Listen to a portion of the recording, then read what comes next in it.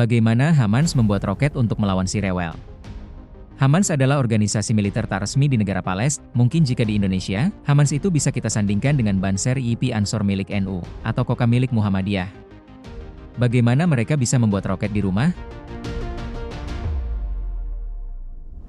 Pertama-tama, mereka menggunakan beberapa bahan rumahan yang umum, seperti gula untuk makanan, dan kalium nitrat untuk pupuk tanaman, dan tentu saja, kedua barang ini amat mudah diperoleh. Kemudian, mereka memulai dengan melelehkan gula, mencampurnya dengan pupuk tersebut, lalu menuangkan campuran yang dihasilkan ke dalam cetakan, untuk membentuk propelan, bahan pendorong, dengan ukuran yang sesuai. Propelan ini kemudian dimasukkan ke dalam tabung silinder, yang berfungsi sebagai badan roket, yang biasanya terbuat dari pipa air yang tersedia secara lokal. Anda mungkin bertanya-tanya, mengapa gula dimasukkan dalam campuran? Gula mengandung energi dalam jumlah besar, tetapi melepaskan energi ini secara perlahan saat terbakar. Pupuk berfungsi sebagai agen pengoksidasi, yaitu menyuplai oksigen. Kombinasi ini memungkinkan pelepasan energi yang jauh lebih cepat. Jika perbandingannya tepat, maka campuran ini terbakar cukup cepat untuk mendorong roket, tetapi tidak terlalu cepat sehingga menyebabkan ledakan. Berikut adalah versi super sederhana. Bahan pertama adalah gula, lalu dilelehkan bersama agen pengoksidasi, pupuk, dicampur hingga bentuk massa padat, slug, yang kemudian digunakan sebagai propelan untuk menggerakkan roket. Roket diluncurkan dari rangka baja sederhana, agar mudah dipasang dan dilepas dengan cepat. Sebuah kawat yang terhubung ke baterai menyalakan bahan bakar padat roket, yang hanya terbakar dalam waktu singkat untuk mendorong roket ke atas. Setelah bahan bakarnya habis terbakar, roket akan mengikuti lintasan parabola yang dapat diprediksi, menghantam tanah pada jarak yang konsisten dari titik peluncuran. Apa perbedaan antara roket dan rudal? Arah roket ditentukan oleh jumlah propelan yang tersedia dan sudut peluncur. Roket beroperasi dengan sistem tembak dan lupakan, mirip dengan peluru artileri yang ditembakkan dari berbagai sistem. Layaknya kita buang kuntung rokok, tak harus diprogram supaya kuntung rokoknya jatuh kemana, berbelok kemana, jadi hanya sekenanya saja.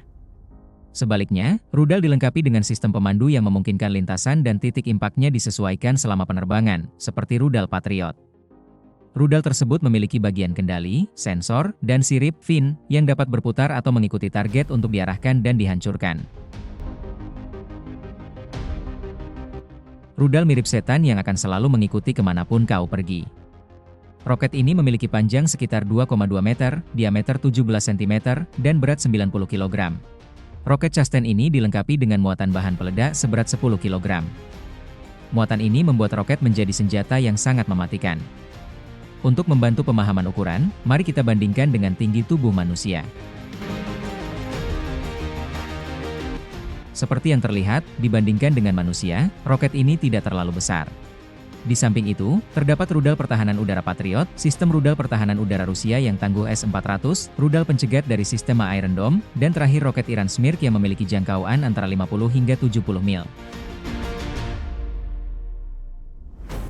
Bagian utama roket. Bagian belakang roket memiliki beberapa nozzle yang bertugas mengeluarkan gas buang. Tepat di atas nozzle terdapat sirip berfungsi untuk menstabilkan roket selama penerbangan, memastikan roket mengikuti lintasan parabola yang presisi. Beralih ke bagian tengah, kita menemukan propelan padat, campuran dari gula dan kalium nitrat yang menjadi sumber bahan bakar roket. Tepat di atas bahan bakar padat ini terdapat pecahan logam, shrapnel, atau bola-bola logam kecil yang memainkan peran penting dalam daya hancur roket. Di dalam hulu ledak roket CM terdapat kombinasi dari urea nitrat dan TNT selundupan, diperkuat dengan tambahan shrapnel untuk dampak maksimum saat meledak. Sekarang kita fokus pada sumbu ledak, fuse, bagian penting dari desain roket. Ini adalah perangkat yang sederhana namun efektif, terdiri dari selongsong peluru kecil kosong yang diisi dengan bahan peledak pemicu. Bahan ini diaktifkan oleh paku yang diberi pegas, menciptakan mekanisme yang memicu ledakan muatan utama roket. Mari kita lihat proses peluncurannya secara bertahap. Langkah 1, roket diluncurkan dari rangka baja sederhana yang dapat dipasang dan dilepas dengan cepat. Langkah 2, peluncur diarahkan ke target secara visual dan sudut peluncuran disesuaikan untuk mengontrol jarak tembak. Ini dapat meningkatkan akurasi menggunakan data dari drone komersial yang tersedia di pasaran. Namun, semua ini didasarkan pada estimasi terhadap target yang ditentukan. Langkah 3, sebuah kawat yang terhubung ke baterai ditempelkan ke bagian bawah roket. Ketika siap, kawat ini menyalakan bahan bakar padat yang terdiri dari campuran gula dan kalium nitrat yang bisa diperoleh dari pupuk pertanian.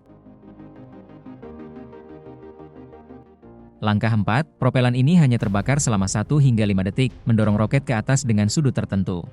Setelah pembakaran berhenti, roket mengikuti lintasan parabola akibat gravitasi, dan akan jatuh ke tanah pada jarak yang dapat diperkirakan dari titik peluncuran, dengan asumsi energi dari bahan bakar dan sudut peluncurannya konsisten. Langkah 5, seperti dijelaskan sebelumnya, roket menggunakan pemicu dari selongsong peluru kosong untuk meledak. Ketika mengikuti lintasan parabola dan jatuh secara vertikal, sumbu ledaknya aktif. Langkah 6, sumbu ledak ini kemudian memicu hulu ledak, campuran dari urea dan TNT, sehingga menghasilkan ledakan dan menyebarkan shrapnel. Namun roket ini memiliki kelebihan dan kekurangan. Keunggulan utamanya adalah murah dan mudah diakses. Roket Chasten adalah senjata berbiaya rendah yang relatif mudah diakses oleh kelompok militan dengan sumber daya terbatas. Namun, kekurangannya sangat berbahaya. Tanpa sistem panduan yang presisi, lintasan roket bisa dipengaruhi oleh berbagai faktor seperti angin, sehingga sering meleset dari target.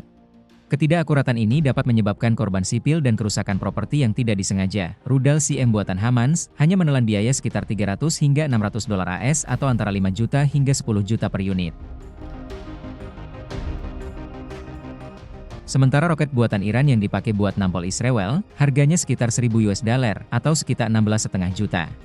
Sebagai perbandingan, rudal pencegat Iron Dome harganya jauh lebih mahal, yaitu $50.000 per unit atau sekitar 850 juta rupiah, hampir 1 miliar. Bandingkan saja roket Hamans dengan biaya 5 juta berbanding roket Sirewell dengan biaya 850 juta. Terima kasih sudah menyimak, dan sampai jumpa di video menarik berikutnya.